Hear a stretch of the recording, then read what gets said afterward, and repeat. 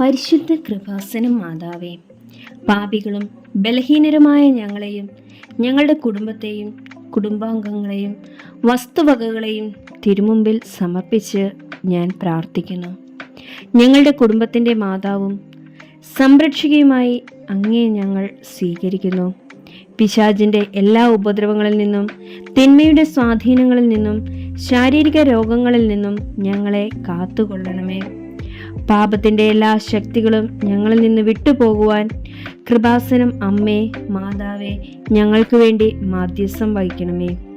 ഒരുക്കമില്ലാത്ത മരണത്തിൽ നിന്നും, അപകടങ്ങളിൽ നിന്നും, പ്രകൃതിക്ഷോഭം, യുദ്ധം, പകർച്ചവ്യാധികൾ, കുടുംബ തകർച്ചകൾ, തടസ്സബന്ധനങ്ങൾ, കവർച്ച, അക്രമം എന്നിവയിൽ നിന്നും ഞങ്ങളെയും ഞങ്ങളുടെ കുടുംബത്തെയും സംരക്ഷിക്കണമേ.